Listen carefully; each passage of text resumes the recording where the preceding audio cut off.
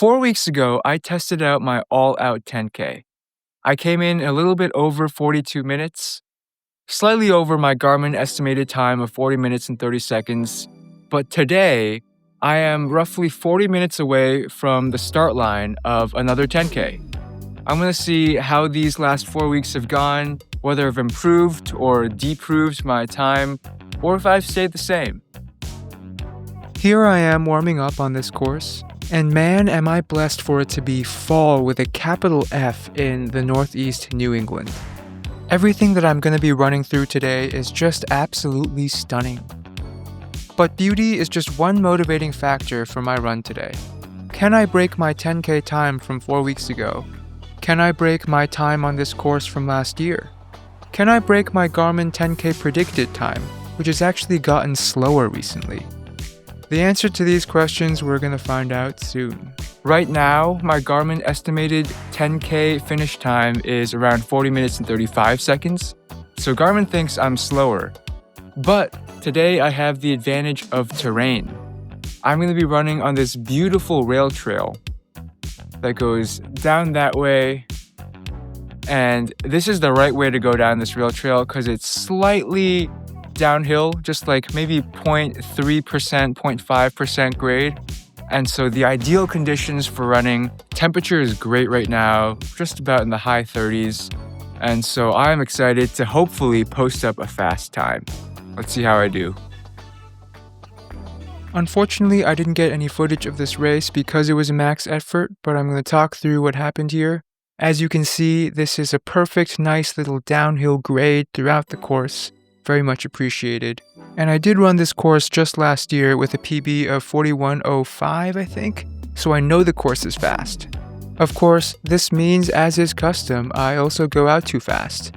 You see here I'm knocking down 5:30s for that first half mile before I quickly slow down, get a reality check, and then hit mile 2 in 6:31, the slowest mile of the entire race. So mile 3 is all about regrouping for me, just trying to get into a consistent rhythm, and I do that a little bit faster in 6:26, and mile 4 I'm hitting that groove, go pretty fast at 6:16.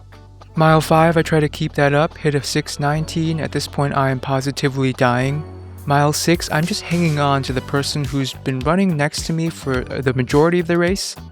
He's pulling me along, and right at the mile 6 mark, I see the marker where we're supposed to turn left, and I sprint. I give it everything I have, finish really strong, and I get to the finish line in under 40 minutes. Not at all what I was expecting.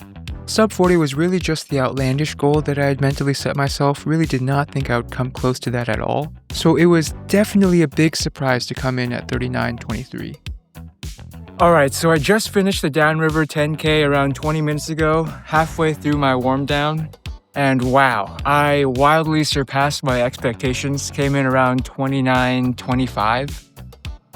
Great race. I was definitely feeling like that was a maximum effort, but I think I just had some really good motivation with runners around me, and I was thinking about my cadence, about my 1-2, 1-2, just keeping on my feet. Keeping that steady rhythm in my head, and I guess that carried me towards the end. This is a huge 10K PB. To be fair, this is a net downhill race. This is like a slight gradient of like 0.5%, and that just goes to show races can be different based on the course they're on, and this one was a hugely advantageous one for me. I'm gonna go soak it in right now, finish the rest of my warm down, and just enjoy a beautiful Saturday. For my efforts, I got second place in my age group, which actually doesn't mean much since I think there were like maybe 3 or 4 of us. But I got some bread and jam, which is a pretty goated race prize, if I may say so myself. Thank you so much, Paul Coates and Leb Rec, for putting this race on, and I hope to see you next time, hopefully with more PRs in the near future. Peace. Thanks for watching.